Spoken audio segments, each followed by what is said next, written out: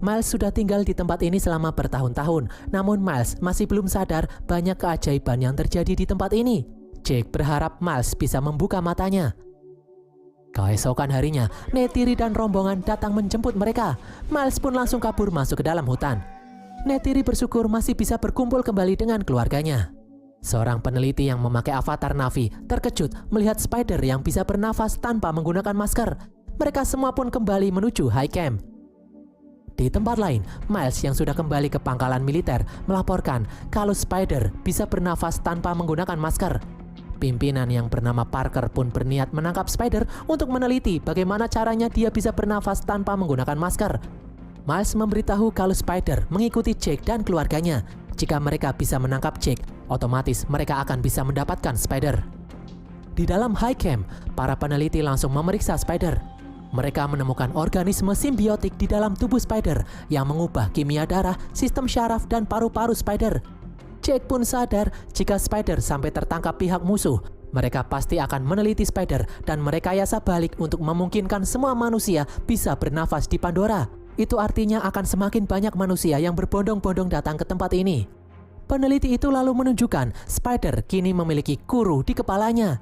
Itu artinya spider bisa mengendalikan hewan-hewan yang ada di Pandora seperti Na'vi pada umumnya. Di tempat lain, Kiri pergi ke pohon suci dan berusaha masuk ke dalam dunia roh untuk menemui Eywa. Namun di dalam dunia roh, dia seperti dihalangi oleh angin yang sangat kencang. Kiri pun akhirnya kejang-kejang tak sadarkan diri. Setelah dirawat, Kiri pun akhirnya sadar kembali. Kiri kesal karena setiap kali dia berusaha menemui Eywa, dia selalu gagal dan akhirnya kejang-kejang. Jake dan yang lain pun bercerita, dulu mereka mencoba menyelamatkan nyawa ibu Kiri, Chris, yang sekarat agar masuk ke dalam tubuh avatarnya. Namun gagal, Chris akhirnya tewas. Namun secara ajaib, tubuh avatar Chris tidak mati namun koma.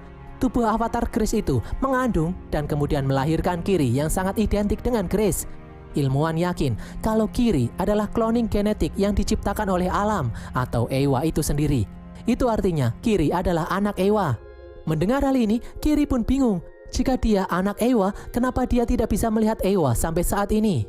Ilmuwan pun melarang Kiri kembali masuk ke dalam dunia roh lagi agar tidak kejang-kejang, karena Kiri bisa mati jika melakukannya lagi. Keesokan harinya, Scoresby kembali melakukan perburuan Tulkun untuk mendapatkan cairan Amrita yang bernilai sangat mahal. Namun salah satu ilmuwan anak buahnya yang bernama Ian Garvin merasa bersalah telah membantai Tulkun-Tulkun itu. Di tempat lain, Jake dan keluarganya kembali ke desa suku Metkayina.